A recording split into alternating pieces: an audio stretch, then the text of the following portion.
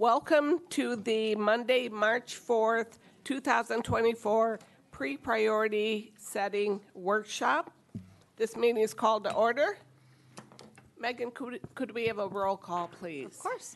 Jeff Arnold. Here. Mary Hosley. Here. Wendy Onuki. Here. Joe Reeser. Here. George Sleeper. Here. Letitia Wilkins. Annie Brown. Here. Could we have a motion to excuse Letitia Wilkins? Make a motion to excuse Letitia Wilkins. Support. All in favor, say aye. Aye. Opposed? She is excused. Thank you. Is there a motion to approve the agenda for the pre-priority setting workshop? I'll make a motion to approve the agenda. Second. Any discussion? All in favor say yes. Yes. Opposed? The agenda is approved. Kate. Well, thank you, Mayor. We've got a lot of information coming to the council tonight. This is meant to be an informational session before the council walks into its priority setting next Monday at the Northside Marina. So we have on the agenda 3 different presentations as well as comments by support groups and then, of course, questions by council under each line item. So if you look at your agenda, we have 10 minutes allocated for each presenter, and then we have up to 10 minutes for all of the people who support that item, not 10 minutes individually. We'd be here for a while. And then 10 minutes for council comments. If we run a little short, if there's maybe not as many comments, we're just going to go to the next item and kind of go through that. So I know that we still have public comment on this agenda as well as council comments. And of course, that's all before our next meeting at 7 p.m. We do need about a 5-minute delay between the next meeting to reset for the next meeting. So with all that being said, let's go ahead and get into it. We do have up, there have been presentation materials that have been distributed to the City Council. You should have all received them. So we'll get into our first presentation about the recreation millage, and we'll have those folks come on up. We do have a clicker for everybody. Good afternoon, everyone. My name is Scott Reinert. I work with the Visitors Bureau as well as the Recreational Authority. Have demonstrated a passion for recreation in the area. Spent a lot of time personally over the last many years working on recreational projects for the area here. Appreciate getting together early on such a beautiful day, but we know there's some important topics to talk about, so we'll try to be brief and make our request. Again, we understand that you won't be making a decision tonight.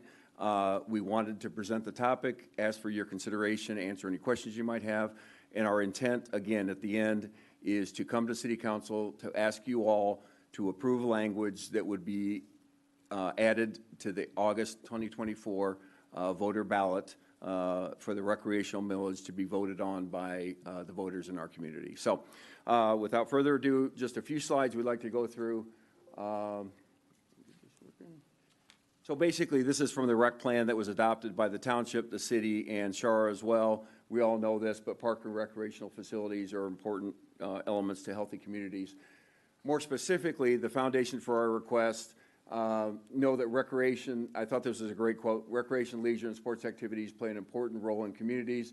There are many benefits, including improving health and well-being of individuals, contributing to the empowerment of individuals, and promoting the development of inclusive community. That's from the WHO.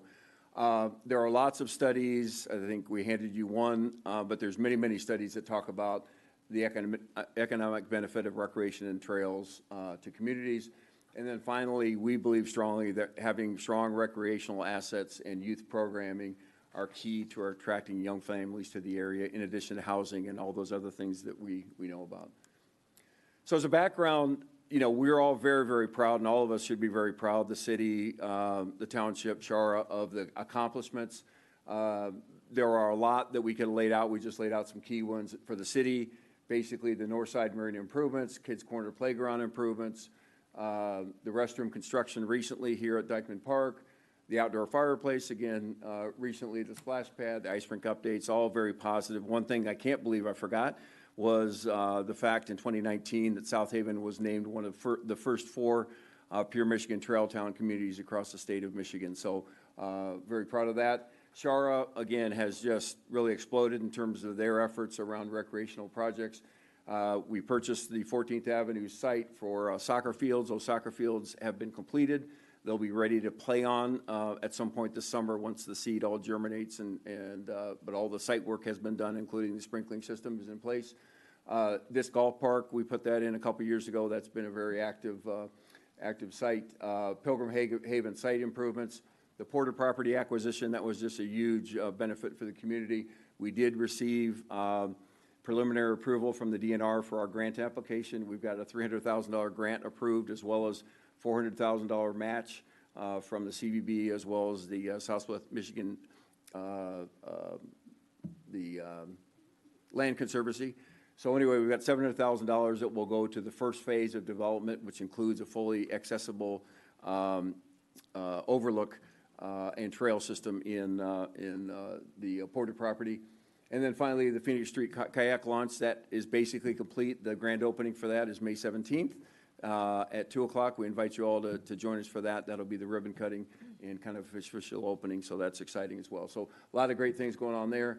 Youth programs, we've got several folks here, but we know there's been some really active participation by parents and citizens and so forth in helping run and coordinate our youth programs. Takes a lot of time on a volunteer basis, but we've got some great things that have shown up there.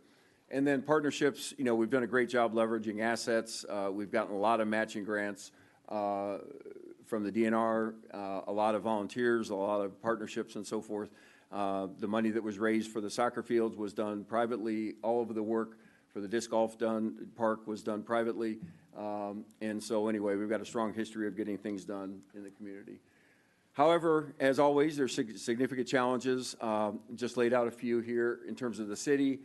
The adopted rec plan identifies over $9 million of capital projects that are unfunded at this point. And also, the more assets that we bring on board, the more maintenance and operational attention that requires. From Shara perspective, we have some unfunded projects. I think you're all aware now that we have reached an agreement with the DNR to purchase the former Riverwoods property. We've got some grand plans for that site, and we just believe that is going to be a huge recreational asset for the area. The Interduna Trail, as I mentioned, that at the Porter property, we have plans long-term to continue going south with that. We know there's a need for baseball and softball fields. And I just wanted to echo this because you all supported back in September an increase. So right now, the city and township all contribute $4 per person to Shara operational and maintenance funds, in addition to the CVB kicks in $10,000. So we've got about $40,000, a little over $40,000. But that basically just covers the operational costs, the maintenance costs, cleaning costs, insurance, that kind of stuff. And then from a youth program, again, we've done some amazing things with volunteers and advocates and so forth, but there is no coordinated planning right now in terms of even scheduling or coordinated youth programs and so forth. We don't have a central point of coordination like we used to in the past. So our Parks and Recreation Master Plan, some of the highlights that they mentioned, renovating the North Beach restrooms, adding pickleball courts, dog park, trail connections, mountain biking, South Beach restroom, recreation for all ages. We know that those are key priorities. The plan has numerous recommendations for the creation of a millage that would cover some of these things, including park improvements and new park development. So basically, this is the final slide. What we're asking is to place a language on the August 2024 millage ballot for a $0.5 Parks and Recreation millage for a period of 4 years. And the deadline, as you see, to submit that language to make it on the August ballot is May the 14th. The millage would generate approximately $272,000 per year. You can see the tax impact for a homeowner. So basically, if it's a $200,000 taxable value, indicating a cash value of $400,000, that equates to $100 per year per household. The proposed allocation would be a third going to city parks, a third to Shara, and a third to community recreational programming, which we believe there's a strong possibility we can coordinate that through the public school system. Kevin Schooley has been a strong supporter of this as well.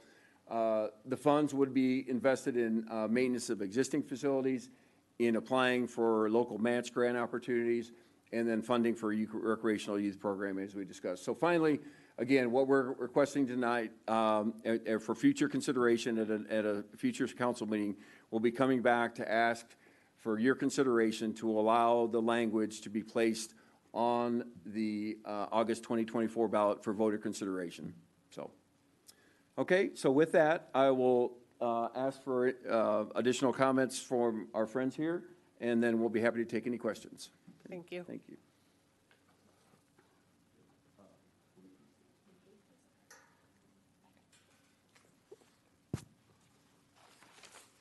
Good afternoon, everyone.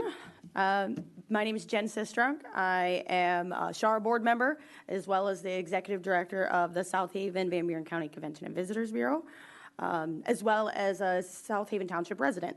So I'm here to endorse on behalf of the Convention and Visitors Bureau this millage. You know, our board meetings, our Shar meetings, we continue to have residents show up asking for additional facilities. We've heard from folks advocating for dog parks. We've heard from pickleball players. We've had our room packed with youth, softball, baseball, league parents. I'm one of those parents as well. So there's definitely a need for that. So I wanted to just take a quick moment and tell you about the Convention and Visitors Bureau's investment in recreation. We really believe that it is something that we can utilize visitor dollars for. And again, just to reiterate, the Convention and Visitors Bureau is 100% funded by visitor dollars. So all of these numbers I'm going to share with you here are all been funded by visitors. And since 2019, the CVB has committed $108,000 towards the Phoenix Street kayak launch that, like Scott said, is anticipated to open in the spring of this year. We've committed $60,000 in City of South Haven park enhancements, including the Robert the Fish sculpture on South Beach, and $50,000 in in-kind acquisition of the Dykeman Park restrooms. That was needed in order for the DDA to do those lovely renovations that we have there. Just for reference, we used to own that whole building, and so we understood the need to renovate those, so we gave those to the City of South Haven so they could do that. We also have committed over $24,000 in youth education for trails and recreation. Every year, we host fourth graders on the Calhaven Trail, along with Surratt Nature Center, the DNR, and a lot of other great volunteers to help us do that because we support recreation and understand how valuable it is for everyone. Again, these are all visitor dollars, doesn't cost our residents anything. This year for 2024, we have really extended our budget. We have $100,000 allocated for the preservation of the Nichols Covered Bridge. We know that that has come down, but we have stored that safely, and our hopes are to try and put that back on the Riverwoods property if the acquisition goes through. We have $100,000 for Phase 1 of the Interdunal Trail that Scott had mentioned that we plan to advance to, further south. Phase 1 is one of many phases, but we're still here and ready to support that project as needed moving forward in the years to come. We've allocated a new one, $50,000 towards a beach accessibility program that we haven't shared the details on, but we have $50,000 in our budget to make sure that we do our part to make sure that our beaches are accessible to everyone as well. So by the end of the year, the CVB will have committed over $500,000 since 2019 to support recreation. And, you know, we've heard from a lot of different residents that are ready to commit their dollars as well. I mentioned the pickleball players, the dog park players. They've got a lot of supporters with money also that really want to put their foot forward to make some of these things happen. So, again, as a Shar board member, my ask is for you all to consider putting this on the ballot in August. Nothing needs to be decided today, but just wanted to share our thoughts and how we like to contribute to recreation. So thank you for your time. Thank you.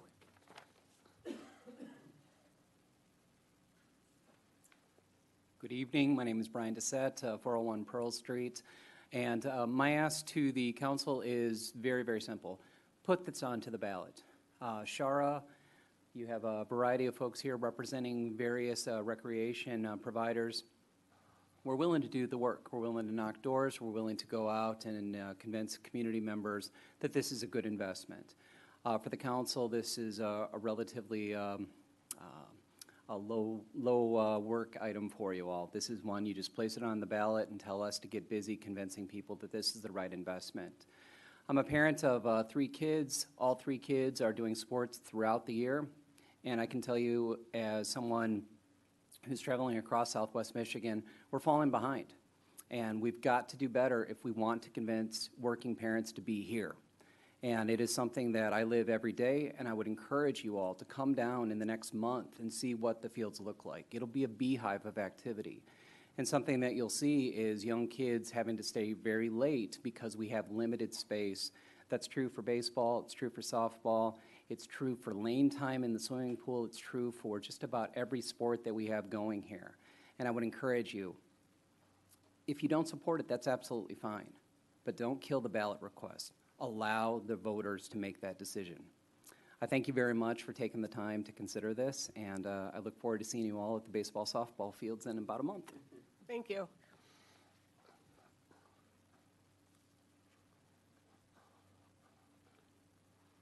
Good evening. I'm Ross Stein. I'm Supervisor of South Haven Township. I'm also Chairman of Shara. The township's had a quarter mil millage for many years. We've used that millage to pay for the first project that was out there, $88,000 for the match to do the first work at Pilgrim Haven. When we got the Porter property, there were a couple structures there that had to be removed. The township paid that from our rec fund to get those cleaned up. So that's just a couple examples of what the townships use our millage from. A little bit match won't go a long way. We need to have more than what the township contributes. So more from the city would be wonderful. When Shara started out, we've morphed. We started from soccer fields. Now we're doing trails. Now we're trying to help the kids get the facility, the programs that they need. It's kind of silly to build these athletic fields and then not have programs to help the kids show up. So again, as Brian said, this is a relatively low input from city staff. All we're doing is asking it to be put on the ballot. So that's my point. Now we'll turn it over to the organizations. Thank you. Good evening, I'm Jim Robinson. I'm here representing the South Haven Pickleball Club. As you all know, pickleball is the fastest growing sport in the United States, and South Haven community mirrors that as well. Matter of fact, we've grown so quickly. Over the last 20 months, we actually formalized our South Haven Pickleball Club, and in that short period of time, we now have over 260 paid members. And those 260 paid members are very interested in supporting the recreational millage and seeing that it moves forward and onto the ballot.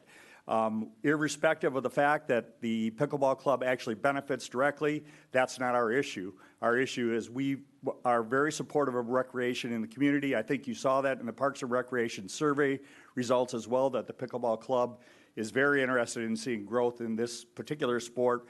But and it's also a sport, I know I'm a little older, but it's a sport for all ages.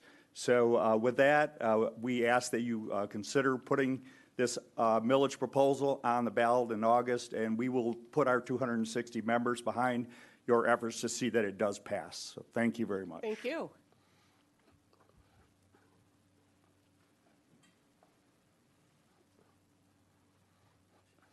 My name is Bob Lindstrom, 823 Superior Street.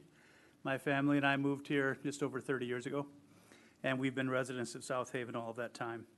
I've been active in community engagement throughout those years. One of my most recent ways of being active is serving on the Dog Park Board of Directors, advocating for canine friends and their people. In that capacity, I'm encouraged both by the South Haven Parks and Recreation Master Plan, which includes the possibility of a dog park development, and the new proposal for the acquisition of the Riverwoods property by Shara, which could provide the home for a new dog park. This evening, I share with the City Council that the unanimous support of the Dog Park Board of Directors is behind putting this millage before the voters, and we hope that you'll do that. We unanimously support getting that onto the August city ballot. It seems to be an opportune time for our community to encourage vital partnerships between city and townships, Parks Department and Shara, community rec for youth, for mountain biking, for pickleball, and even for dog park enthusiasts. So we're on the verge of including such a thing. We ask your support to get it on the ballot, and we give thanks for the opportunity of your support to do just that. Thank you. Thank you.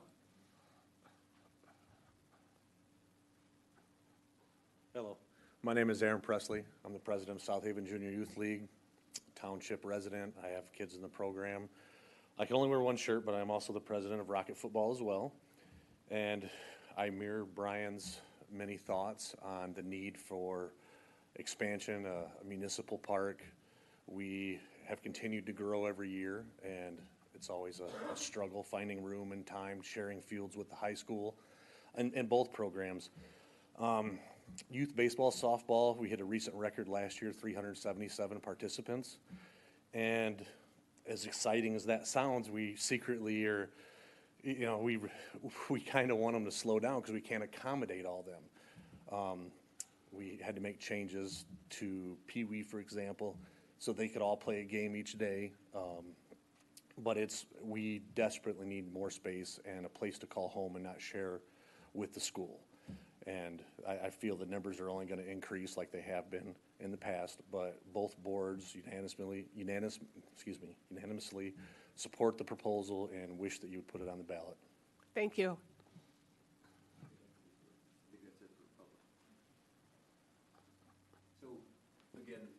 Any council comments? Yeah, we'd be happy to entertain any comments or questions between all of us. Hopefully we can answer. Go ahead. Yeah, I'd like to make a comment. I think it's easy for all of us to look at certain concrete items and vote yes or no, like a splash pad. We can see it, we can feel it, we see the kids playing in it. But the quality of life is harder to get our heads wrapped around. Just in the last couple of weeks, Time Magazine had an article about youth and adults alike, the stress ever since COVID, and people need recreation more than ever. That tied with something Brian said that really strikes me.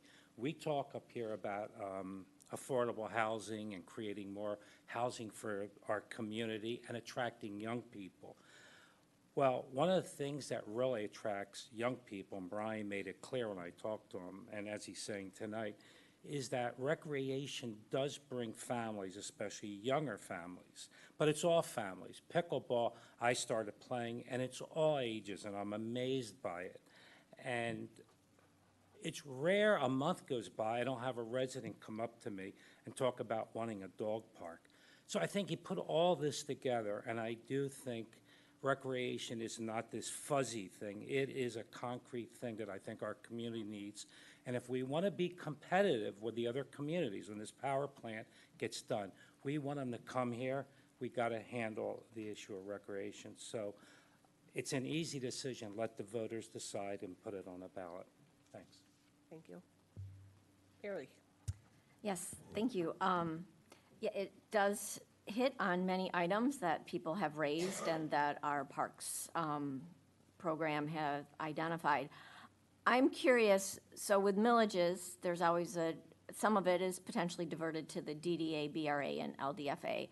If this millage passes, is it all going to the parks, or is some of it going to DDA, BRA, LDFA? No, the intent, when we have the language, we're in the process right now of crafting the exact language, but it will be dedicated to the City Parks Department, to Shara, and to recreational programming is our intent. But my understanding is, so these entities will disclaim it? I'm not sure what you mean by that. You have local tax capture districts. If the council is desirous of moving this forward, it would be a simple request to ask staff to work with your TIF districts and have them opt out. That has been done in the past. It's something that could be done. That would be up to the council as to whether or not you wish to request that. Thank you. Yeah, no, please. And for this, so we heard that the township has a $0.25 mil, and we're being asked for a $0.5 mil. Can we get a spreadsheet of what both the township property owners and the city property owners pay so that we can see equitable distribution with regard to the amount each property owner pays? We're continually being asked to add a $0.5 mil there and a $0.5 mil there, and a $0.5 mil doesn't seem like very much, but it starts adding up. I believe that the packet that was provided, there's notation about the township leadership indicating a willingness to increase theirs so that there is parity between the two. There has not been parity for a number of years with the township actively floating the Shara.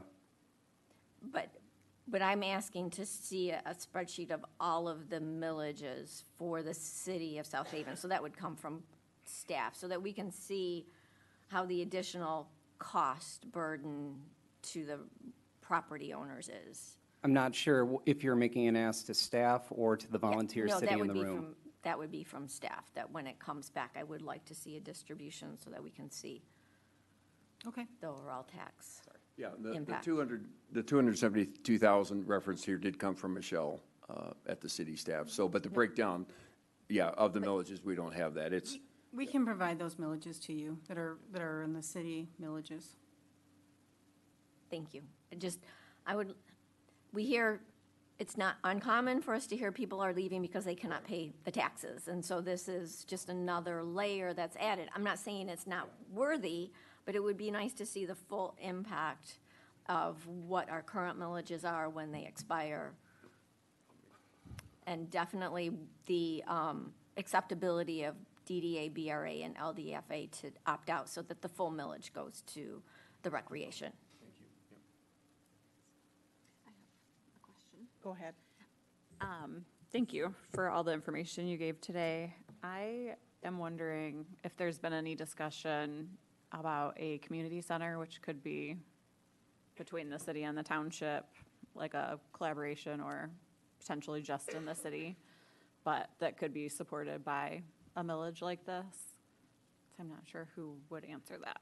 yeah. I think that's, that's certainly a possibility. I mean, one of the things that we've done, I think, you want to? Yeah, go ahead. You guys are probably better positioned than me, so. I'll start. Well, that hasn't been brought up. Right now, we're dealing with the Riverwoods on the trail. We gotta figure out what we're gonna do with that. We still have a build out to do with the athletic fields at 14th Avenue. There's a lot of demands on our current activities. That's a fine idea to think about in the future, but we'll have to prioritize that. Okay. You got people here wanting pickleball, you got people here wanting dog parks, you got people here that want baseball fields, there's people here that want soccer fields, so we'll just add that to the list. And then I'll chime in with South Haven Public Schools. We've had an ongoing discussion with school leadership about trying to bring back youth programming during the summer season. Last year, I know that my 9-year-old couldn't get into YDC because of the wait list. That's Youth Development Corporation. It's a summer program. Over the past several years, there's been efforts to try and attract Boys and Girls Club to run programming in the area. I think those are all really achievable, but it just comes down to money. And right now, the city's own adopted rec plan notes that we don't have enough money going into parks. It notes repeatedly that a recreation millage is something that's recommended. There's two other quick points I wanted to make. First, on the Riverwood site, again, that I think it's really a win-win, that we've got to pull this together and so forth. But one thing that we made clear is that we want to make sure that whatever we do at that property represents the needs of the community and so forth. So we will be engaging outside landscape architects to come up and develop a site plan. We'll use the same process that was used for Kids Corner and for the waterfront development projects and so forth, where we'll have community public input sessions, surveys, all that kind of stuff. So when we get, our intent is to have the acquisition complete by the end of the year or late fall, and at that time, we'd also have kind of the site master plan developed. The other thing I wanted to make sure that was evident is that these community resources here are putting their money where they will be putting their money where their mouth is. So we're not just relying on this for the match dollars. Jim and the pickleball group here, they went out when we were talking about potential options. We initially were thinking maybe 14th Avenue, but when the Riverwood site became an option, we said, let's look at that. But they did an informal survey with their members, and they just said, hey, if we were able to come together with parks and so forth, would you contribute?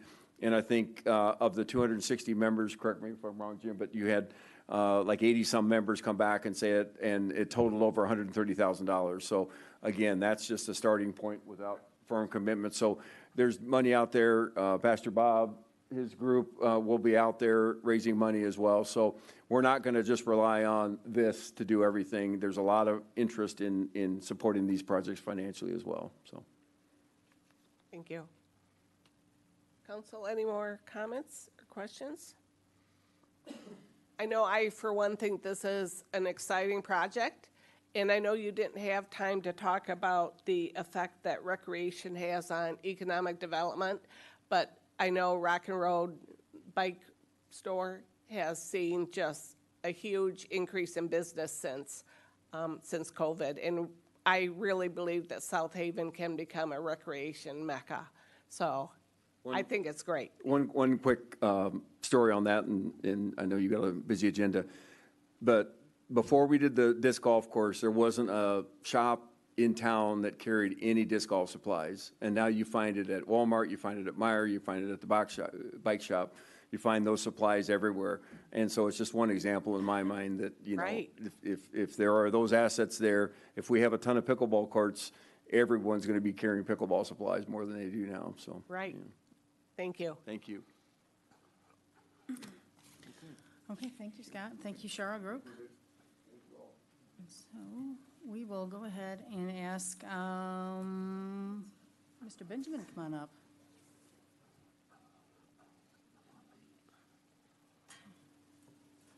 There you go. If you just, I think, point this way, it should. Right there. Yep, and then it's got, if I may, there's the front and the, yep, and then there's a pointer on there. Yep. Should I let them clear or just get going? You can go ahead and start. City Council of South Haven, thank you very much for allowing me to speak tonight. I greatly appreciate this opportunity. My name is Dave Benjamin. I'm with a nonprofit called the Great Lakes Surf Rescue Project. I'm not local to South Haven, but I'm local to Lake Michigan. I've been swimming in Lake Michigan since 1970, so I'm old. I mean, not as old as some of the people here, but I'm old. I've also been surfing Lake Michigan since 2008. So it was a newfound love in life, late in life, of a physical activity, which is, you know, you have a great surfing community here in South Haven as well. In 2010, I had a surfing accident where I survived a drowning incident, and that is how I got involved in this. I knew how to swim, but I didn't know anything else about water safety. Knowing how to swim is not water safety, is what I learned. After that incident, I dedicated my life to water safety. We do some work with another group called Because I Said I Would, and it's promises made, promises kept for the betterment of humanity. The Great Lakes Surf Rescue Project, we have 6 key areas of operations. We track all the drownings that happen in the Great Lakes. We teach water safety. We work with family and friends of drowning victims. We train lifeguards and first responders for open water rescue. We also do a lot of work with the media, and then we do a lot of special projects. So water safety task forces across the Great Lakes is something we participate in, a lot of other advocacy groups. And coming here speaking as part of that we've been working on here since 2019. And then to back up, 2012 and 13, we did Lake Michigan water safety presentations here through your police officer, Adam DeBoer. He brought us in. So we need to understand water safety is not common sense. People think that water safety is common sense. They think that knowing how to swim is water safety, which it is not. Water safety is specialized training that very few people get. I grew up with swim lessons at the public pool, at the YMCA. I was scuba certified. I lived in California, here at Huntington Beach. I had a lot of water experience, but I never had a drowning incident. But when I did, the first thing I did was panic, and panic is the first stage of drowning, which I did not know. It's not common sense to know that. So what I want to do is have you understand why we need to have lifeguards, why it's so important. It's like a crash course in water safety research and statistics. It's not common sense for people to know that even though this was before your red flag swim ban, okay, this is a couple years old, but it's not common sense to know that there can be a longshore current pulling towards the pier. It's not common sense to know that going out along this pier is a structural current, and people get caught in this. They don't intend to get near the pier. They get pulled there by a current, and they get pulled out by a current, and sometimes there's fatal consequences. So if we look at the big picture of drowning, we need to understand that drowning is a public health issue, and according to the World Health Organization, drowning continues to be a neglected public health issue. This is a summary statement from a worldwide report on drowning over 12 years ago, and we still do not have a national water safety school curriculum. So we're very, very far behind. We don't have funding for education, research, outreach like other public health issues. So with this presentation, very briefly skimming the surface of understanding who drowns most, when, where, and why, and how big of a problem it is. If we look at the Center for Disease Control, drowning is one of the leading causes of accidental death in the nation and the world. When we look at 1 to 4-year-olds, it's the leading cause of accidental death. For 5 to 14, it's the second leading cause, second only to car accidents. and for the nation as a whole, it's the 5th leading cause. So it's a huge problem that very few people have no idea about, but they know how to swim, and they assume that that is good enough. Safe Kids Worldwide did this report in 2018, and then 43% of all drownings were open water. This was also the very first time ever that open water surpassed pools. Pools was always the leading body of water, but there's a pool science conference this February. 62% of all drownings nationwide happen in open water. Lake Michigan is a big body of open water. So it's a huge problem, and it really does need to be addressed. Pools, it went from 38% down to 22%. That's a great increase. We need to see the same with open water. American Red Cross did a survey, and 80% of Americans said that they knew how to swim. So then they started doing nationwide testing, and unfortunately, it was miserable. 54% of Americans who say they know how to swim cannot survive a water emergency based on the 5 basic skills tests, which is fall into water over your head and resurface, tread water for 1 minute, spin around 360 degrees to spot an exit, swim 25 yards or the length of a pool to get to the exit, and then climb out of the water without any assistance. So these are 5 basic skills that people who say that they know how to swim, more than half of them couldn't do this in a pool. Imagine them doing that in Lake Michigan, and then Lake Michigan with waves and dangerous currents. So it's a huge problem. So we do want everyone to know how to swim, but we want to understand that people are coming to your beaches with a pool confidence. When people go to the pool, they say they're going swimming, but for the most part, they never go swimming. They cannonball, they splash their friends, they throw a football, they go wading. They say they went swimming, but the only people who are swimming are doing laps, hundreds, thousands of yards, and a lot of people are not doing that kind of training.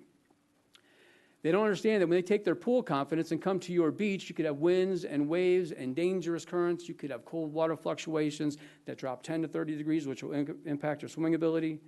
So there's a lot more hazards in the open water. So if they get in a little bit of water over their head and they start to struggle, they go to instant panic, and they can drown, unfortunately, very quickly. Another problem with drowning is most people don't know what drowning looks like. They think it's a long, traumatic event with lots of yelling and waving and help and splashing, and it's not like that. A person who's drowning is going to look more like this, typically facing shore, mouth at water level, head tilted back, their body's vertical, and they're doing the climbing ladder motion. So if you don't know what you're looking for, you're going to miss it, and it could be right next to you.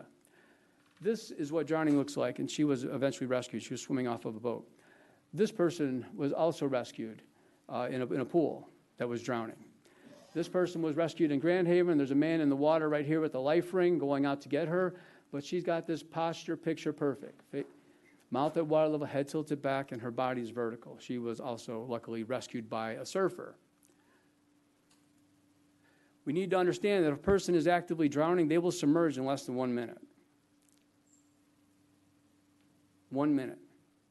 So you have to have eyes on the water to identify that they're going from swimming to distress to now they're no forward progress, they're vertical, and they are actively drowning. You have less than a minute to get to them. A young child can step in water over the head, they go right under. So it's going to depend on a person's age and ability. If someone submerges and we get them out of the water in less than 2 minutes, give them rescue breath CPR properly, it's usually a full recovery, 94% survival rate. But around 3 minutes, the heart's going to stop. Around 4 minutes, irreversible brain damage begins. And at 10 minutes of submersion, if we're then pulling this person out of the water, giving them rescue breaths and CPR properly, it's pretty much a body recovery. Very few people, unfortunately, are going to survive past the 10-minute mark. So we need to understand that's why we need to have lifeguards. We need to understand the role of the lifeguards and how much of an asset and a benefit. What is this, recreational mecca is what we're looking at building here in South Haven? Yeah, well, we have to have that high standard of having lifeguards then, too. Lifeguards are trained eyes on the water. They're managing the beach flags efficiently, effectively, in real time with eyes on the water. 95% of their actions are preventative. They're educating the public. They're providing first aid. If someone steps on glass or has a bee sting, having a heart attack, we're getting older, right? We need that help on the spot. There's no calling 911. Because we need to understand that if someone is struggling in the water, someone's in the water, they see, oh my God, this person's drowning. How long does it take them to get out of the water, to get to their cell phone? Do they have cell phone service? Can they pinpoint their location? How soon are they going to dispatch? Even if the police, fire come within 3 minutes, they're arriving after the 10-minute mark, and this person is probably still out in the water, unless bystanders are risking their lives, and sometimes bystanders drown as well. According to the United States Life Saving Association, you have a 1 in 18 million chance of drowning at a properly trained, properly supervised beach. So what is missing here? Commitment. Commit now. Commit to lifeguards right now, and all of your future actions will be alignment to get lifeguards on your beach this summer. We don't need to have any more meetings to have meetings about the meetings that have already been had, because we've already had those meetings. We're having that meeting right now. Because unfortunately, the work has already been done. Not unfortunately, but fortunately, the work has already been done. The 2021 Beach Safety Committee meeting, everything was put together to bring back a lifeguard program, and Cameron and Sean Russell are here today with information on that as well. So, a bit quick summation. Water safety is not common sense for your beachgoers. Water safety is specialized training that the public does not get. We have a water safety bill for schools processing right now. Drowning is a neglected public health issue. It's a public health issue, and it continues to be neglected. It's one of the leading causes of unintentional death. Open water is a leading body of water where drownings happen. 54% of Americans cannot survive a water emergency. Drowning doesn't look like drowning, the timeline of drowning, and lifeguards are the gold standard. So we need to understand that we need this commitment now to have this summer. And never forget the timeline of drowning. And I apologize in advance here, but it is something that needs to be recognized. This is Emily McDonald and Corey Ernster.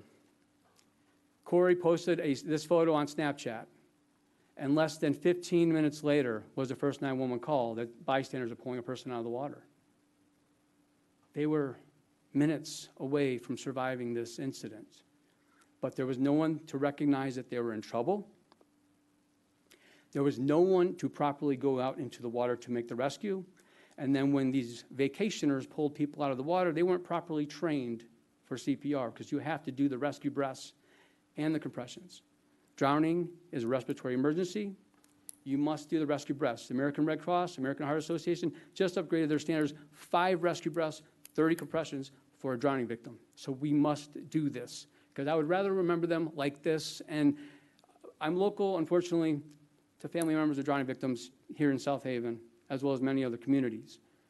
And it's heartbreaking, and it's unnecessary. We need to prevent this now. We're at the end of the presentation period. If you want to go Okay. into the support groups, we can go into 10 minutes of that. And then, of course, Mr. Benjamin, you can come back up after that for any kind of comments thank you. the questions may have. Thank you. I'm sorry for going over.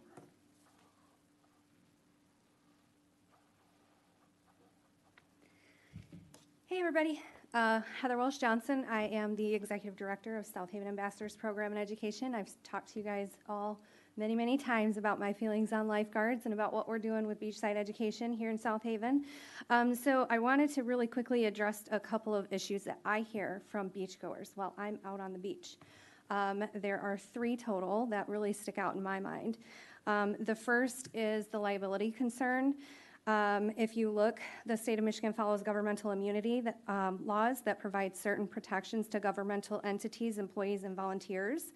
These laws generally grant immunity from liability for acts or omissions related to their official duties unless certain exceptions apply. Regarding lifeguards specifically, the state of Michigan has adopted legislation known as the Governmental Tort Liability Act, or GTLA, which outlines the circumstances under which immunity can be granted. Under the GTLA, governmental entities, including municipalities, may be immune from liabilities for injuries or damages arising from certain actions or failures to act. This immunity can extend to lifeguards employed or appointed by governmental entities. The GTLA generally provides immunity for governmental entities and their employees as long as the employee was acting within the scope of their official duties and the conduct was not willful or grossly negligent. In the case of lifeguards, this means that they may be immune from that liability. You can go ahead and reference, there is a state case that was Beals versus State in order to check that out and see how that governmental immunity actually works. The second issue is cost. So I hear a lot of things from people talking about cost and the cost of lifeguards and how is this going to get paid for. It's very hard to find the City of South Haven's beach maintenance budget and allocation of funds since implementing the beach parking fees when they had lifeguards previously. The city budget does not offer ease of use for citizens, and I've heard several city council members actually mention this and ask for some kind of clarification on that. I would like to ask that city council have city staff show them the beach parking fee revenue and where those funds are being allocated. So it could help them understand how to increase the beach parking fee to help pay for the lifeguard program without having to file FOIAs and find this information on their own. As suggested in Cam and Sean's budget proposal, if parking were increased by $5 for the 160 paid parking spaces at the South Beach alone, the additional revenue would be more than $98,000 if it were full each day, which we do get full each day, multiple times a day. Doubling daily parking to $20 per day would add more than $196,000 from that lot alone, remaining full, which is normally done, like I said, all summer long. This revenue alone would be close to funding the entire lifeguard program. There are several grants available to help cover the costs, such as cost of such a program. City staff should also contact the CDC and the MDHHS. There has been a facilitation between the two. CDC has ranked us as number 5. The state of Michigan is number 5 out of 10 for the most drownings in the nation. So the CDC, having delineated that, has offered funds to the MDHHS in order to be able to help water safety education in the state of Michigan. So definitely reach out to them if you're looking for grant funding or anything like that. I'm sure there are dollars there that we would be able to use. There are also several local companies willing to donate, if approached, any number of items needed to help get the lifeguarding program to fruition, such as life ring stations, docks, jet skis, lifeguard towers, and the necessary life-saving equipment for those guard towers. Again, the city staff should be reaching out and finding these companies in a timely manner. The third issue I hear a lot about is having teenagers being lifeguards. So Bob Linderman was a pivotal person in the local swim program run at the high school pool way back in the 80s, early 90s, and he was pivotal in creating the lifeguard program. And so reaching out to these people and asking them to come in and really start to help us facilitate the program and see where we can build feeder programs to come into that from the height to help. I've reached out to every one of them, and they're all willing to stand up and help and come in and work with the city to do that.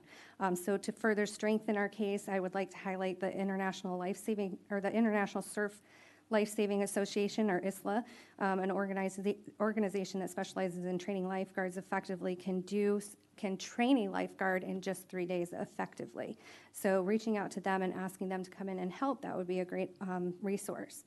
So it's worth noting that the lifeguard program can greatly benefit from the guidance and assistance of esteemed experts that we've named previously, Dr. Greg Field, Bob Pratt, Dave Benjamin. They're all here. Besides Greg, he wishes he could be here. He's here in spirit. But, you know, they've all offered those expertise and those consulting man-hours to be able to help us build this program and make it really, truly the best thing that's on the lake shore. You can also look to the Geneva Lake Water Safety Patrol in Williams Bay, Wisconsin. They have run a successful 100-year lifeguarding program on Lake Michigan. So they have a lot of expertise. And then also we just learned that Rob Williams, he is the head of the California Water Safety Alliance, and he's like the top dog in lifeguarding and things like that. So he has offered to come in and consult as well.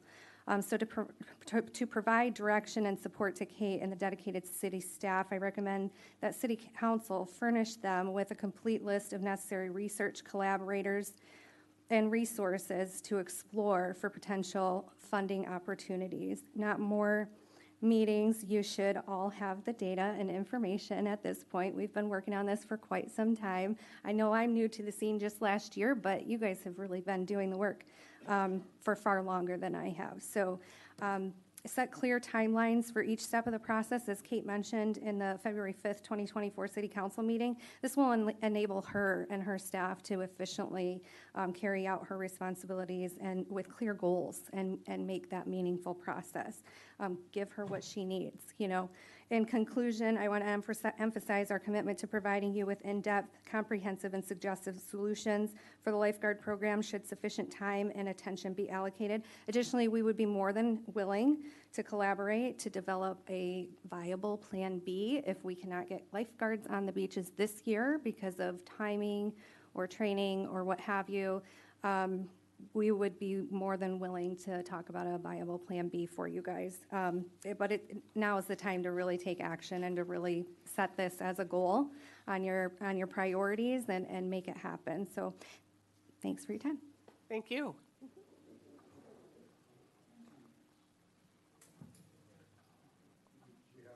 You've got 2 minutes left. 2 minutes, 22 seconds. Hi, I'm Mr. Mayor, or Sean Russell. Good to see all of you. I mean, I know most of you from years past, but I just came, 05362 Seawall Court is where I'm at. I came with my cousin Julie, but not as much because she's my cousin today. Really just wanted to, I don't have much to add other than you've got so many resources at your disposal. Everything that was mentioned, and I just kind of wanted to reiterate that not only a great benefit for the community, but for both of us and a lot of folks we know, it was such a benefit for us. It was pivotal in our lives to be lifeguards and to be able to learn at a young age to give back to the community, even though we were high schoolers at the time when we started. Julie is currently running pretty much all of the swim programs at the high school level and the RAC level for the younger kids and helping with some of the swim lessons and whatnot. She went on to Michigan State and swam competitively there. And she's just one example of what has happened from our group, our young people that have gone into this, what we used to have here as a program. And the program is actually much older than the 90s or the 80s. I hear that a few times. It goes back, a lot of you that have been here for a while know, we had a lifeguard program that was, it started in the 50s actually. So Mr. Vidmar can talk about that. There's just so many folks that are local that can give you the history. And we're not saying that the way that it happened 20 years ago when it ended was the end-all be-all. But I think that we can really help you leapfrog into wherever it needs to be today so you don't waste any time and can get this going again. To see those pictures posted is pretty heartbreaking. So that's really, I just wanted to reiterate that you've got a lot of resources and I think you guys should be, looking at it as much as you can. Do you want to add anything? I can just give a couple of examples. So the first time I rescued someone, I was 10 years old. Rescued them from my uncle's pool, and I was just a strong swimmer. Swam through high school, became a certified lifeguard. I was lifeguarding on the beaches here when I was 14. The second time I rescued someone from Lake Michigan was as a lifeguard employed by the city of South Haven. It was a teenage girl. Rescued several other people from the beach those subsequent years as a lifeguard. You don't have to be an adult. I enforced rules as a teenager. I would say the reason why it was successful as enforcing rules, keeping people safe, was because we had the support of the city. We had the support of the police officers. They were always there. They were always dependable. They always got our back. So I think, the teenage issue, if you have a strong swimmer that's a teenager, they can rescue any adult. We went through rigorous training with Sean, with Bill Dustin, with Bob Linderman, to learn how to do those things. So I think it's safe to say that you could trust a strong teenage swimmer to rescue any adult. Doesn't matter their age or their size. If you're properly trained, you can do those things. I've done it. So. And I think you've got Bob Pratt that wants to come up next, but he's one of the. Oh, sorry. Okay. Well, appreciate it. Thank you so much. Thank you. We're open for any questions. Any council questions or comments for this group? Nobody else? Go ahead. Can anyone say which group should be like a first contact? So Williams Bay, Wisconsin, I know there's also efforts in Holland. I know Rob Williams has offered as a consultant. What is the first step? Who would be have the broadest jump start? I would reach out to everyone because we don't know what their schedules are. We don't know what their, many agencies, most agencies across the country have been in this process for months. Many of them are actively doing training right now. Many of them, I just saw in the Jacksonville, Florida agency has just graduated their class for this year. So I would reach out to all of them and find out who's available and how they can help.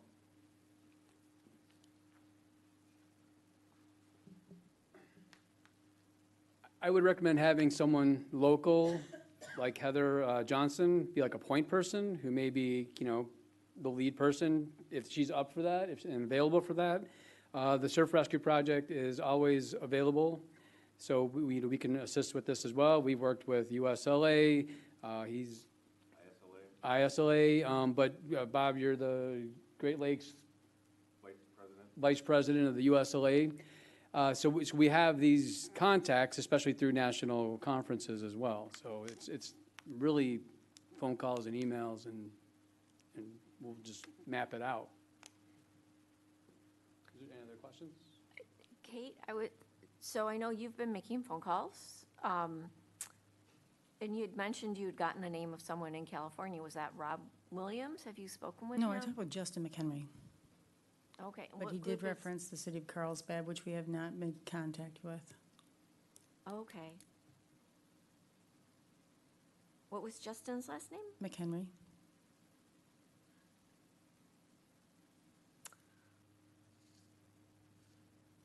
And regarding the financing, I mean, do we have a financial statement, for lack of a better description? All the money that we're currently spending, beach enforcement officers, what money we're getting from the parking, what discretionary money we're putting towards park efforts. What is the budget that we're currently I spending? don't have it at my fingertips, but there is something that we've been putting together. We know the expenditures, and we also know the operating. We also know that we have 2 bathrooms, 2 areas that have to be updated in the next 5 years according to our CIP plan. So we've been putting some money away because at least the master plan for the South Beach calls for at least a $1.2 million plan. And if we're going to go look for grant funding, that means we have to come up with the 50% match. So we've been socking money away because it's very easy to wipe that fund out with those things. I know that with the splash pad, the beach fund was tapped, and we had to actually ask additional money from the DDA because all the money had been expended. So we've been building up that fund over time. But they do address the existing current funding for the beach enforcement attendants, which would probably likely to still be out there because you still need code enforcement out there. We still have a pier and safety ordinance on the books. We also have, and I beg your pardon, we have 6 more minutes. Is there Yeah, any other so I was comments for this group? I was just going to say, could we set a time when we could discuss the financial aspect of our current beach and have all that information available? We can set that time up. I know that this is an informational meeting as council's going into priority setting, so as we come out of that, there's lots of things that we can determine what council would like to do on those priorities. Exactly, and some of that is cost-based. Can I add to that? Way back, initially, parking fees were instituted to fund lifeguards as well as the park, and then lifeguards were terminated shortly thereafter. If there was a parking increase, that would probably have the least amount of burden on your city and your city taxpayers, and then the people who are benefiting from having lifeguards the most are paying for it themselves. So it's kind of a simple solution. And if we look into Muskegon, a couple years ago, they first started charging for parking. Their first year, $500,000 of revenue for the summer months of parking. So with that $500,000, did they go and spend it on lifeguards? No, they doubled the fees. The next year, they got $1 million. So the thing is, we believe money's there, and it doesn't hurt to have the people who are benefiting from it the most. I mean, which would be me when I come here to go to the beach, or any other guest, and would have the least economic impact on your budgets. Can I go ahead? Can I just ask you one more question while you're up here? What, in your opinion, are some of the biggest hurdles for cities trying to bring back lifeguards? You want the politically correct answer? wow, that's, you know what? Failure to act. Failure to act. That's why at the end of my presentation, you guys need to commit. No more meetings to have meetings about meetings, because we're having that meeting right now. You say, yes, we're doing lifeguards, this is our deadline, and suddenly you start taking actions to make that the future that actually happens. But as long as we say we need to keep bringing more specialists, have more roundtables, et cetera, you're dragging it. And unfortunately, that is what has happened since 2020, and many more people have drowned, right? And unfortunately for me, I get the family members calling up, sometimes within days of the incident, a complete emotional wreck. I'm not a grievance counselor, but here I am taking it on and being sensitive with what I'm saying and hearing them completely. In 2019, went to Ann Arbor, Michigan. Theron Brooker's family and friends went to the condo association where he lives and did a Lake Michigan water safety presentation so they could understand what happened, why it happened, how it could have been prevented, and if they want to do anything further. Some do, some don't. It's an emotional roller coaster that no one should have to go through. Your family fun day at the beach, which should be memories for a lifetime, should not be a tragedy that you are traumatized with for the rest of your life. And that is what I hear.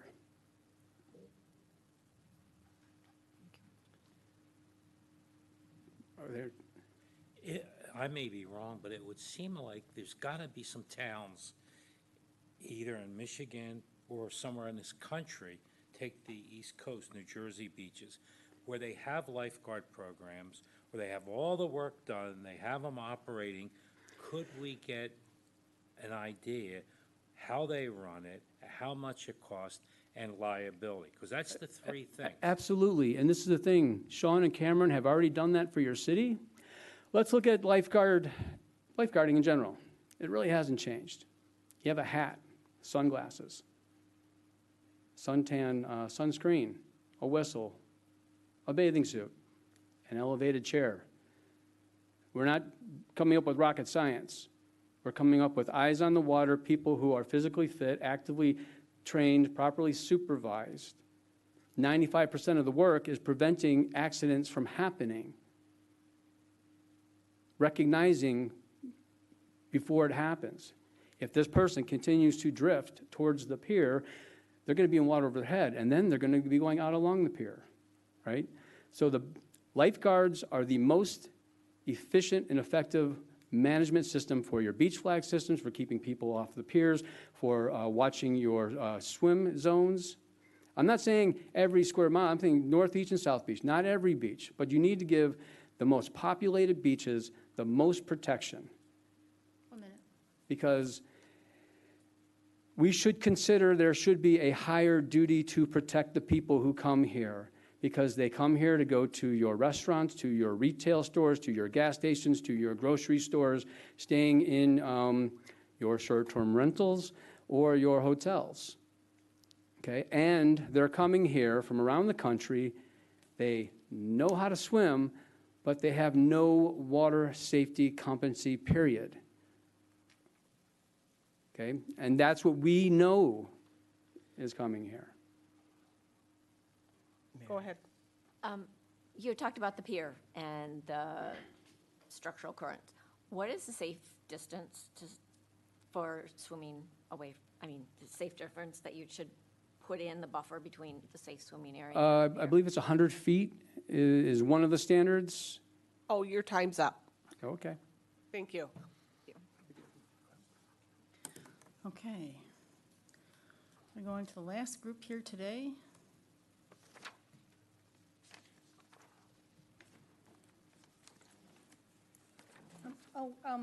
Dave, never mind, I found them.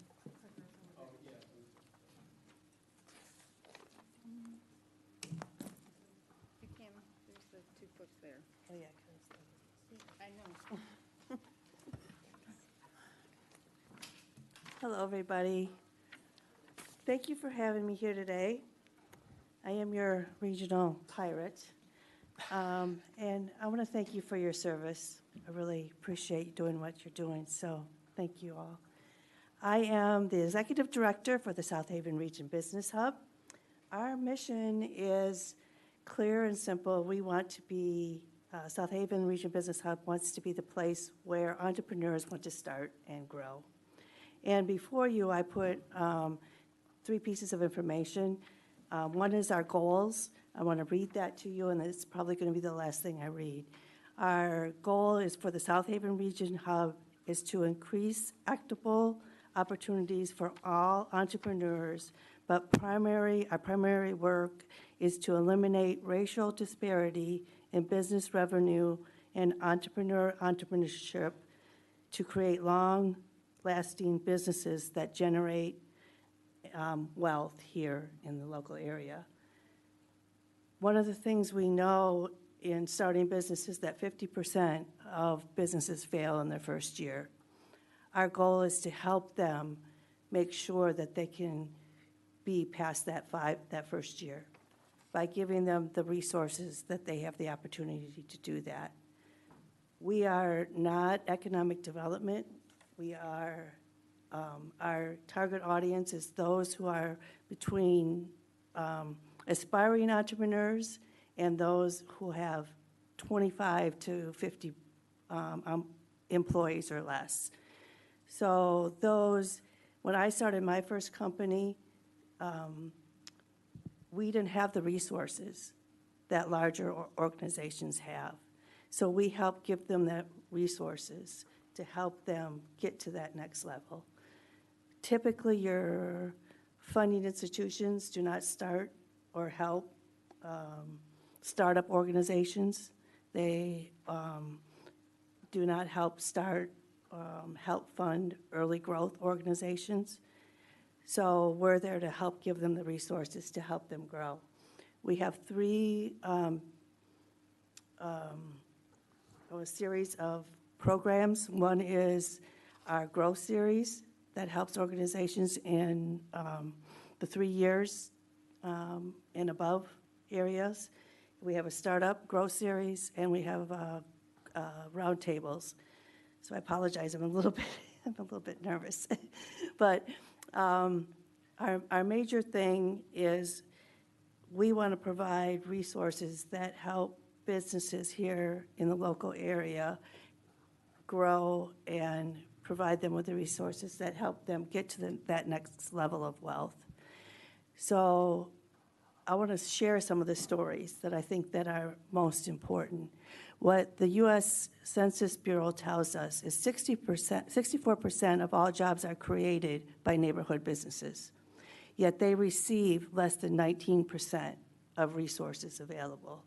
And those 19% of the resources happen to come from funding or any resources.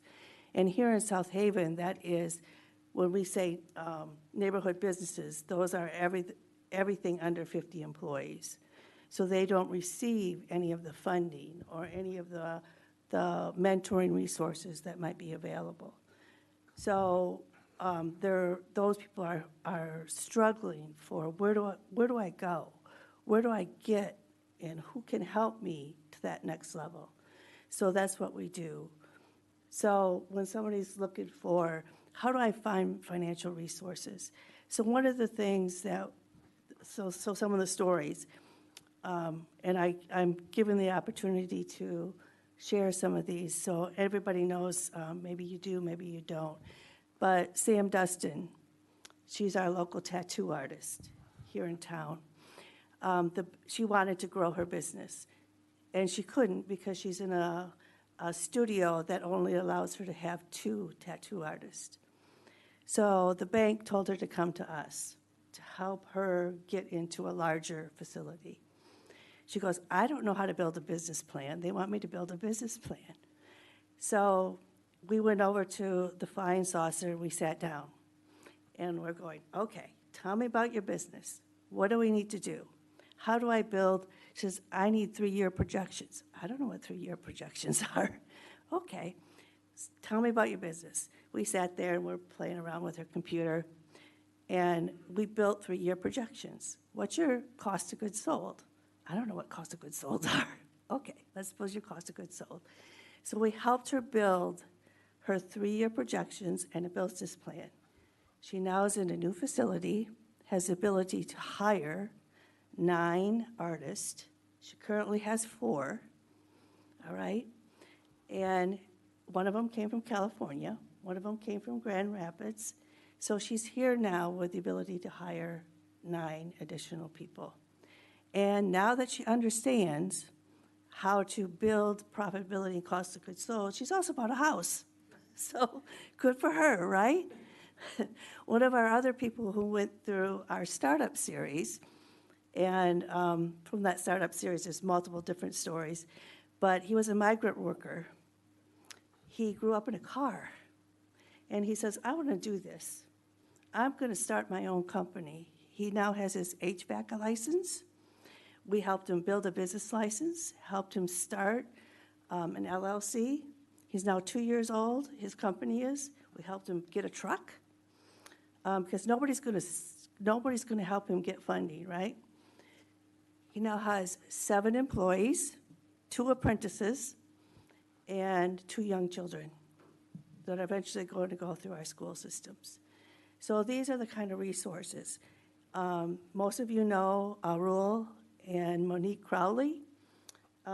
They wanted to start a restaurant. Unfortunately, it's not here in South Haven, but eventually it will be, right? Monique is wonderful. I'm telling you what, she knows how to build a financial statement. We helped them build their cost of goods sold, but nobody's going to finance them, right? Because there's a startup.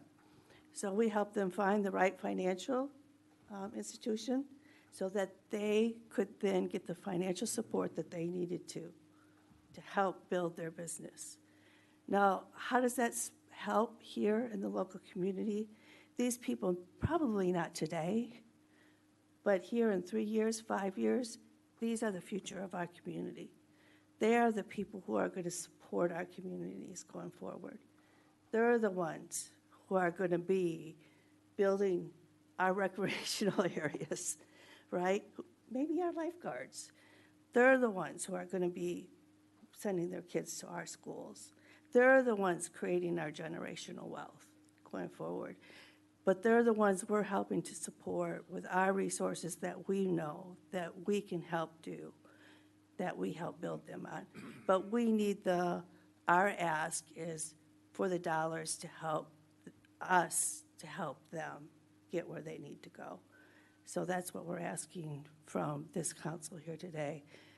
We have multiple stories like this, and we want to continue to be able to do that. One of the other stories that I like to tell, and for those of you who came to our pitch, we have a pastor here in town, and he goes around telling everybody that I taught him how to run a business. He taught me cornhole bags. I don't know, how many of you know how to, cornhole toss? Not me, I didn't know anything about it. So, but he was selling cornhole bags for $10 a set. He's now selling them for $70. Because somebody had to talk to him about what's your cost of goods sold, right? And then how do you build a website? Where do you go? How do you build a website? How do you get your customers? So people may come to us, and maybe it's not the right time to build their business, but maybe it is. How do they do customer discovery? 1 minute, Debbie. Okay. So that's what we're here to do, is help provide them some answers, some resources, some guidance on how to build their business. So we'll hope you consider our financial support. Some of the questions that people have asked us is, what makes a good business hub? It's when you put together all the eco-resources. It's state, it's local, it's philanthropical, it's foundations, it's everybody. I have a favorite saying that says, it takes a community to raise an entrepreneur. We can't be in silos. We all have to work together to provide this support to make our community strong. So thank you. Thank you. So this time, we'll take any comments from your support groups.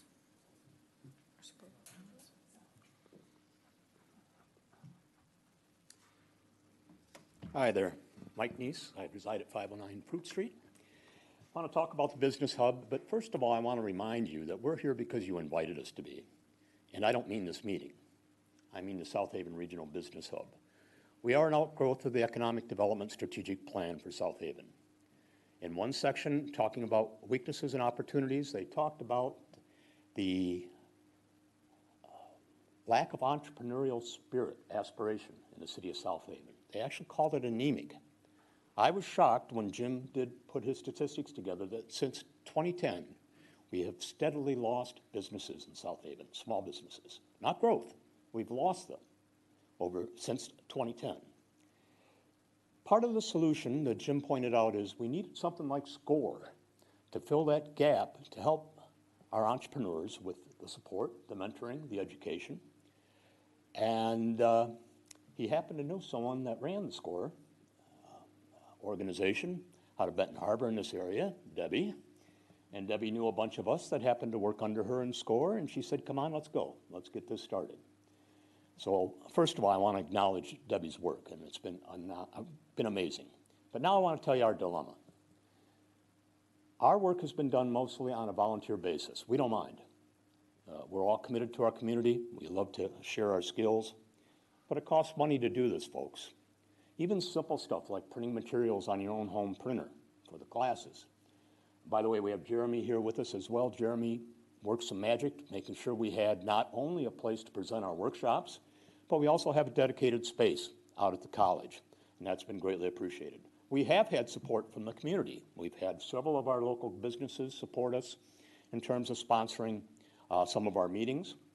Some of the folks that are sitting behind me that are also volunteers to this effort. Trevor's been always the first one saying when we got to feed people at these meetings, he steps up. GB's sitting behind me as well. He's one of our primary mentors on financial issues. But if you've ever run a business, and I know Annie and I know Joe have, you know that these services aren't free. They are free if you happen to be in South Haven, but even that's a misnomer. I'm not here asking you to give us a handout. I'm asking you here to make the investment in us. I would hold our results up against Connexus, up against Market Van Buren. If you take a look at what we've actually done in terms of creating jobs, the small group of people who do this on their own dime. But we can't ask Debbie to fund this out of her own pocket anymore. We can't ask our great marketer in Kalamazoo to do this at pennies on the dollar for what she charges. We need to pay for this. Now, here's my deal with you. It's not a handout, folks. Look at what we're giving you back. 10 jobs at a tattoo parlor. I can't tell you how many other stories there are. They're wonderful. And it's not just the workshops. The workshops have been great, but the mentoring. And by the way, I'm looking at Joe and I'm looking at Annie. We still need more mentors, and I know you've both been successful running businesses. We'd be happy to have you along. Jan Varney's on the Planning Commission as our most recent addition as a mentor. So it's local people helping local entrepreneurs with real problems, and we get them solved. And because we are small and efficient, we move really quickly. Debbie says she's not good at writing grants, but we're running our business on grants in her pocketbook right now. We can't do that. We can't continue to do that. If we want to keep economic development as one of our priorities in this city, you must fund us, because we're your best option to get those entrepreneurs in their buildings and making money and hiring employees. Thanks. Thank you.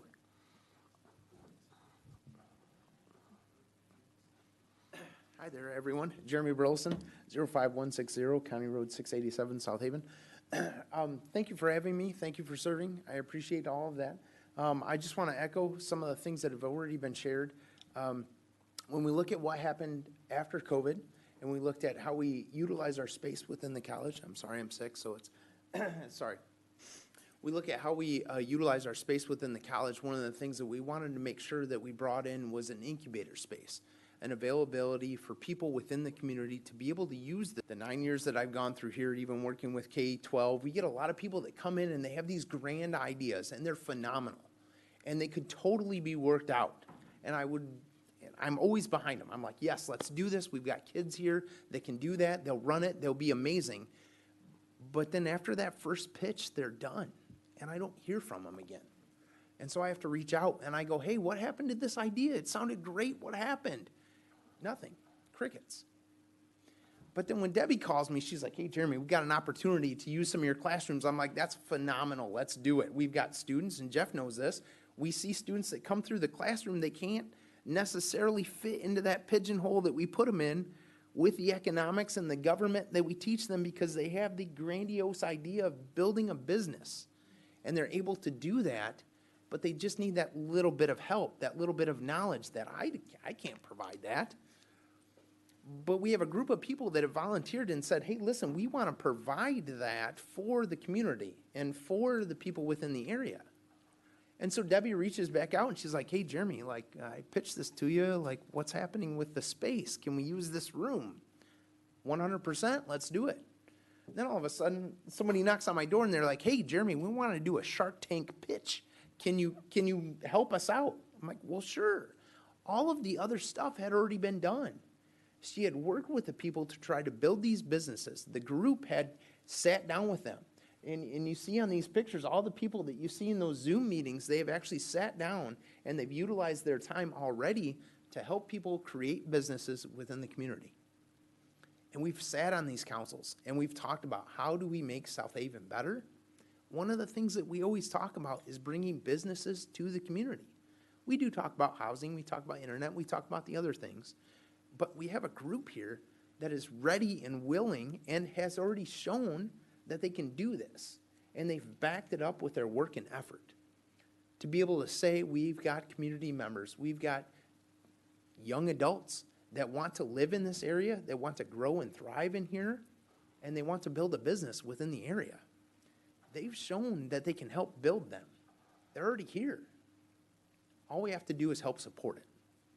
Lake Michigan College supports all of this, and I have opened the doors to whatever we have to do to try to make this happen, because this is education, and this is South Haven. And so I totally commit everything that we have to do and everything that we can do to be a partner with the city and with this group to try to grow these programs and these businesses, because I think this is how South Haven grows. So with that, I'll Thank say you. thank you.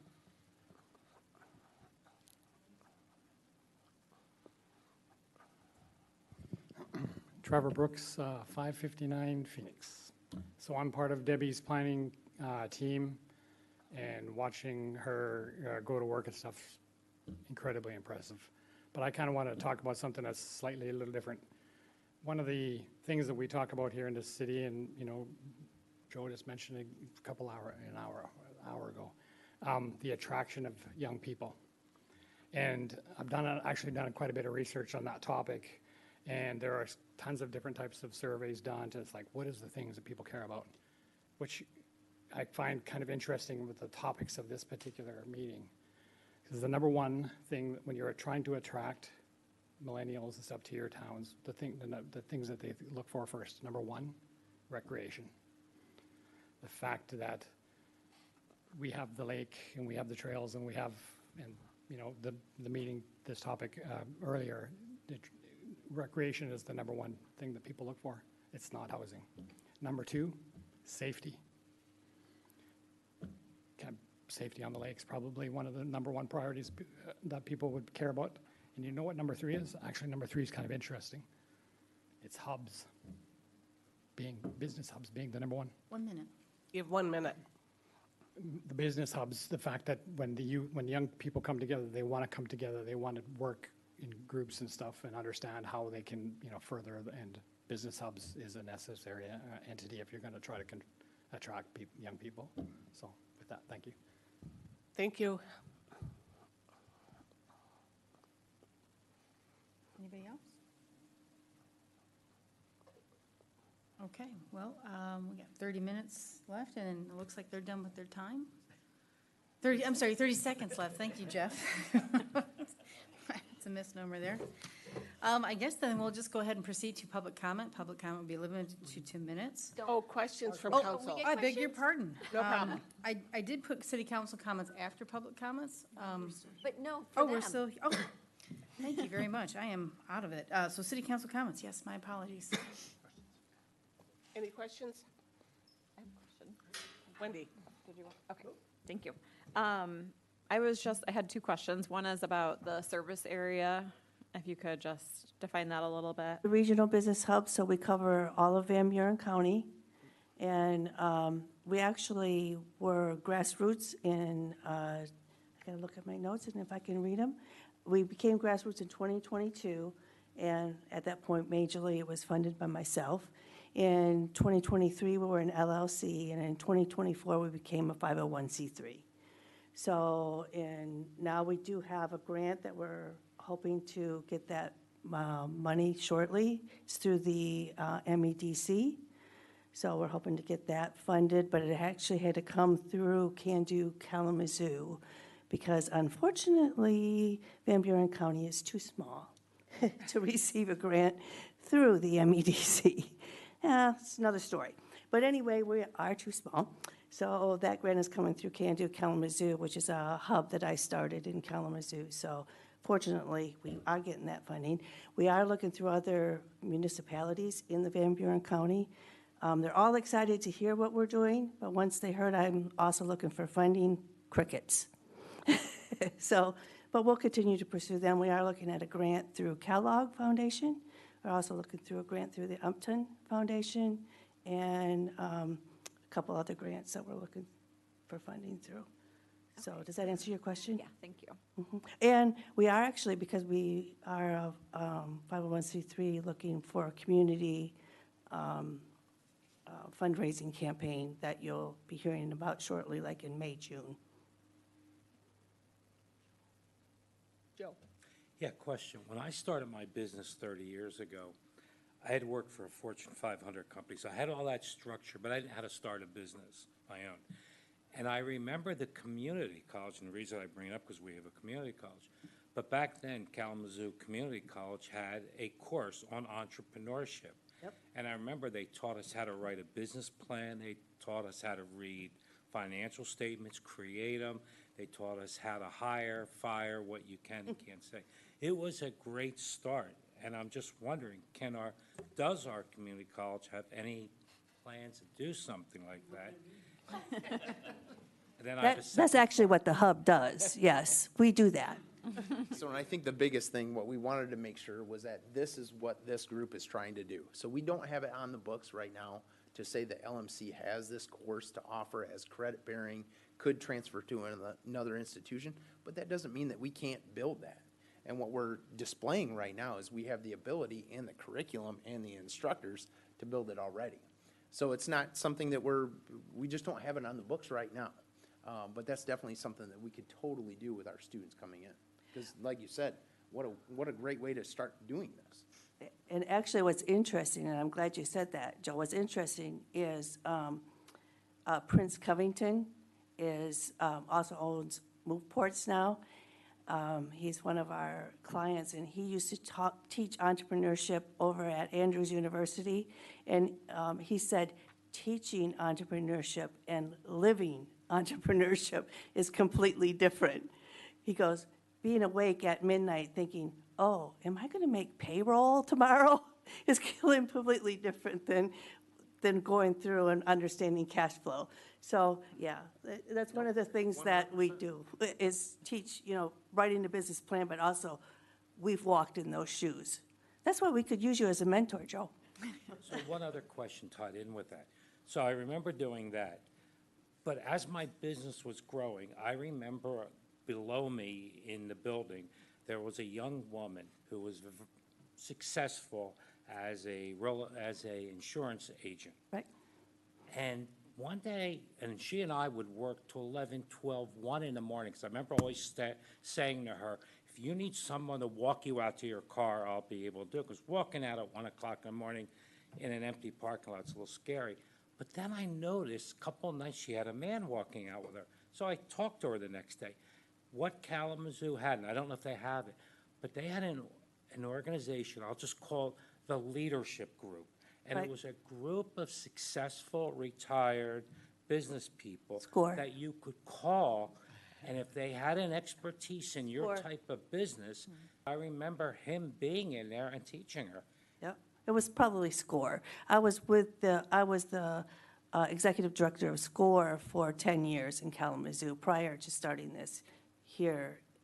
And before that, I started my company in 1989 with 7 employees and grew it to 400 employees, and sold it in 2003. So I also know how to start a company, but I also know how hard it is to go from 7 employees to 400. And there's, how do you do that? And there's different paths along that way. So when somebody has 10 employees, how do you help them grow to 20 is a different path, right? So what we want to do here in South Haven is how to do that. Multiple people had asked me, do we need, and I think Annie and multiple people have asked me, what businesses do we have to have here in South Haven or attract here? I think we have to help our aspiring young people build their businesses here and help our businesses here grow, like our Sam Dustins. We have to help them grow here first, and our aspiring young people grow here first. We have to help our Larry Phillips with the cornhole bags. We have to help the young man who came here to talk to me a couple months ago and says, I want to start a charter sailing company here. I want to do that. Will you help me? We have to help them first, and the other companies will come. They will. I know it. I've seen it, right? And then the other companies will come. So if somebody wanted to start, I was leading to this, if someone wants to start a business in this town, do they know where to go? I hope they come to us. But do they know? Are you? Well, that's the biggest thing why we need the money. That's the biggest thing why we need the money, because we need to get the advertising out there. We need to get the advertising out there. We need people on. We need you guys. You know, the banks, they know, the bank, Sam Dustin came to us because the banks told her to come to us.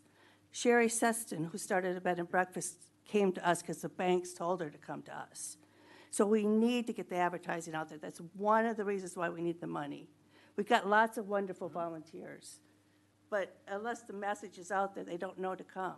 Exactly. So we need the money to help get the advertising out there, to get on the radio, to get on television. I don't know. I think one of the coolest thing that you just mentioned, Joe, was that the fact that there was one specific moment that you walked through with a woman through the class, and then you walked out of that class, and that moment still resonates with you. So you specialists in to help that person grow. And if it is just to walk them out to the car or make sure that they're safe, we have that ability to also do that as well. Or give them the daycare. And we have Kids Zone as well. So I remember I don't want to take too much time, but I remember the community college class. Yep. They would talk about business plans and all that. But then, every night for half an hour, they had another special speaker come in who was either an insurance agent, a real estate agent, a manufacturer, and you got a taste of all of these. And a lot of people in that class didn't know what kind of business they wanted to start, but they had that drive. Until you to introduce start them a to it. business. Yeah, and that's just it. Yep, and that's something that we can provide, for sure. At the community college. Yep, for sure. Well, I think the other thing too, to your question, Joe, one of the things that's special about this group is there are things in common that all businesses need. You need accounting, you need business plan, you need all that stuff, marketing, whatever. Our distinction is they're local people providing local resources. It's knowing how to work the local businesses that's really paying off for us. I'm very proud of our curriculum. I think you know, I formerly was one of the officers of the Management Development Center at Lansing Community College, and this is exactly what we did in the city of Lansing. We're on a much smaller scale here. But if you take a look at our curriculum, it starts at point A, works them all the way through, plus they're moving through largely as a group. The network we're building is almost as important. It is. As important as the information they're receiving. They're learning how to talk to one another, how to support one another. And we have some unbelievable businesses in this town that people don't know about that. Your we're helping time's spread up. that message. Thank you. Thank you. Thank you. Thank you very much. Now it's time for public comment. That's correct. I'm back on the agenda, so yes, we're on to public comment, 2 minutes. You have 2 minutes. You can speak about any topic you'd like. Sure. Okay, this is information put together from Sean Russell and Cameron Doherty in regards to lifeguards. I can do it for you. Yes. Then you can talk. Okay, very good. Oh, your 2 minutes are done? Or you, oh, go ahead. I'll talk fast. Okay. Okay. Pardon me, I'm going to look at my phone. Hello, everybody. My name is Samantha Kester. To many in town, I am known as Coach Sam. I was born in South Haven, raised on Chambers Street, and I now reside in Covert. Swimming has been a huge passion of mine since I was a small child. Growing up on Lake Michigan, swimming at our north and south beaches, I even have vague memories of lifeguards on our beaches and aspirations to be one. My love of all aquatic activities evolved into a passion for competitive swimming, and later again, evolving with a more fierce passion to stay in the aquatics industry, where I currently coach as well as teach water safety and swim lessons. This is my passion. I am the elementary swim director at South Haven Public Schools, and I work with our 2nd to 5th graders, and I teach them water safety and basic swim lessons, basic level swim lessons. Along my journey in the aquatics industry, I've achieved and maintained my water safety instructor and lifeguard instructor certifications with the American Red Cross. You have 1 minute. In the last 3 years, I have certified lifeguards in South Haven and surrounding areas that assist with safety services at our summer camps, our swim practices, triathlons, and different establishments such as Sleepy Hollow, Lake Arvesta, and some places even as far south of us as Lake of the Woods. First, I'd like to say along this journey that I have taken in the last several years, I have learned that in the state of Michigan, there is a huge need for water safety, and lifeguards are an essential part of that need. We are only just beginning to see a new movement for change in water safety on a statewide as well as a nationwide level. South Haven still has a chance to be on the forefront of that movement. Another one of the many hats that I wear includes basic life support instructor. I tell you this because this is a basic level certification that's carried by all of your healthcare providers, their assistants, and I think it's important to know that your first responders come in many shapes and sizes. Basic life support training implements what many leading healthcare training associations refer to as the chain of survival. Oh, your time's up. Thank you. Thank you, guys. And Sam, if you have that typed up, you can always email that to us too. I will be happy to email that to you. Thank you, Mr. Arnold. I'm having deja vu. Trevor Brooks, 559 Phoenix. One of the things, this is a priorities setting meeting, and one of the things that's important is to be able to look out and, see what the future is and such like that. My day job is not the restaurant. My day job is actually, I'm a digital consultant and I do all things. So one of the things that's important is I have to stay on the bleeding edge of things. And I've been doing a significant amount of research in AI and how that impacts, what we're going to be and stuff. One of the things that caught my attention recently was the energy requirements for AI. And there's already expectations, and Elon Musk has already mentioned this, is he thinks they're going to run out of energy, that Microsoft, Google, and Amazon are going to run out of energy by 2025. Yeah, 1 minute. Yeah, thank you. And the reality here is these companies are going to go out and they're going to start buying nuclear power plants because they need that energy to run their data centers. And I thought, interesting. 2-3 years from now, we could have Microsoft in our backyard. We have to be thinking about those things. We have to have economic development that's thinking about this kind of stuff, because the opportunity is, by the time the opportunity essentially presents itself, we got to be in a position to say, hey, come here, bring your people here. Thank you. Thank you.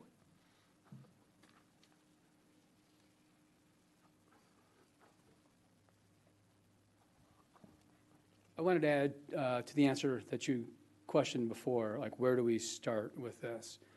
Well, you already have a city employee named Adam DeBoer who is well qualified. I'm not sure if you're aware of this or not, but back in 2013, the Great Lakes Surf Rescue Project hosted a 3-day, 30-hour open water surf lifeguard certification program that was run by the International Surf Lifesaving Association. Adam, as a city employee, participated in that and was one of the top in the class. He was a water polo player, so he was outstanding physical shape. I think I might have just seen him bike copping down the street. I'm like, is that Adam? He hasn't changed. He doesn't age. He did so well in that program because the instructors were from the United States Lifesaving Association, from California, from Florida, from North Carolina. They invited him to California it was an 8-day, I believe, 100-hour open water surf lifeguard certification training with the California State Lifeguards. And he passed there with flying colors. And they even offered him a job. You have 1 minute. But he decided to come back here. And we had super high hopes back then in 2014 that he's the catalyst to bring the lifeguard program. But not sure what happened. Things tapered off very quick. We weren't coming back in the summers for Lake Michigan Water Safety presentation. But you already have a person who's employed here, who has all of the experience. It might be a little dusty, rusty from 2014, 10 years old. But again, the technology for lifeguarding, a bathing suit, a rescue can, a whistle, hasn't changed. So I don't know if he would be up for it, if he would want to do it, but you have someone here who are. I went down to the beach to take some pictures of the signs, which are still problematic. While I was down there, I noticed that one of the posts that should be out in the water was laying on the beach closer to the parking area than not. So I brought it here. Somebody reports that somebody in a big white truck stole it. That was me. I brought it here. I'd hate to see it end up, gone or thrown in the trash can or something like that. But regarding my comments,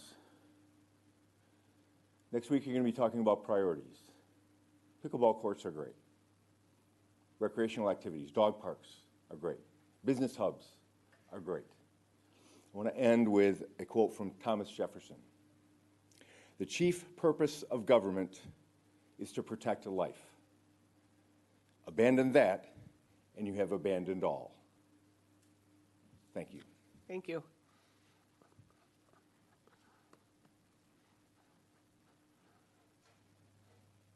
Hi again. Kim had to leave early, so she gave me her notes to read for her. So she just wanted to add that 12 drowning deaths since cessation of the lifeguard program, 67% of those occurred in the last 4 years.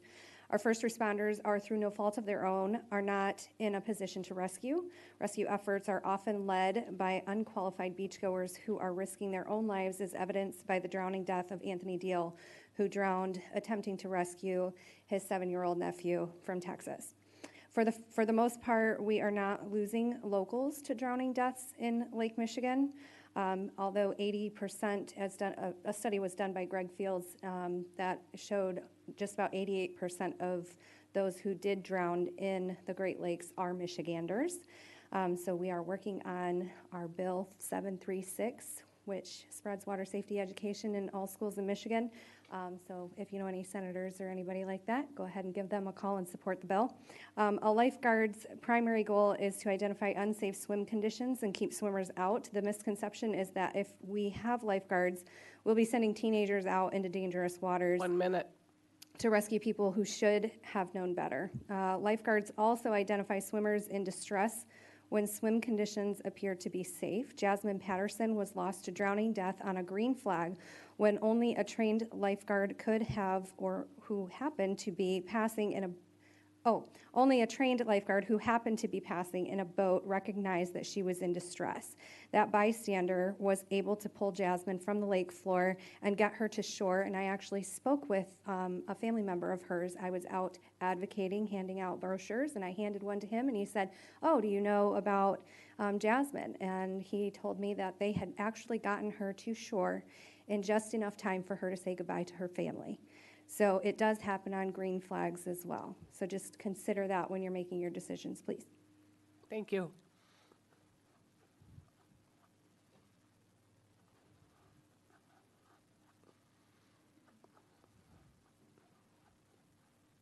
Nancy Nat, 125 Elkenberg.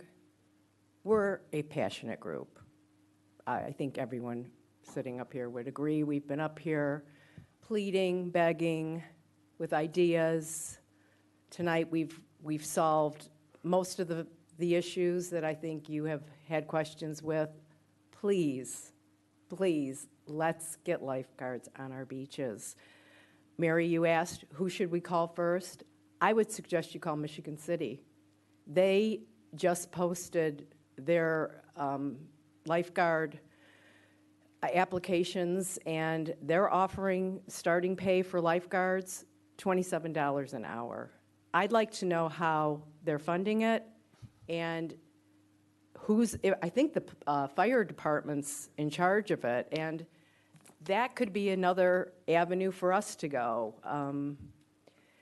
There are solutions. There are solutions. We could get this done this summer. 1 minute. We do not have to hear those sirens going down to the beach. If we would just come together as a community.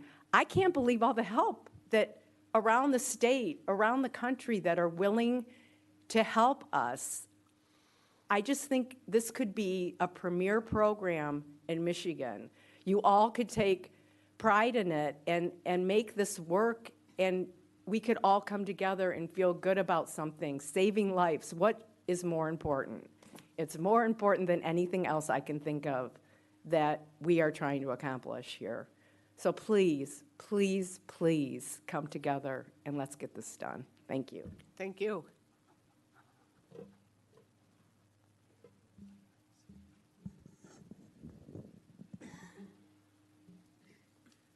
Any other public comments?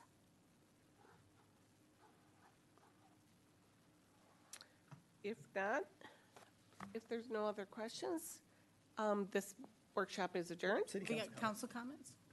Oh, city council comments. Go ahead. Go fast. Any comments? Mary? Yes, I would like to see things starting for the lifeguards. I've heard from people who would like them there.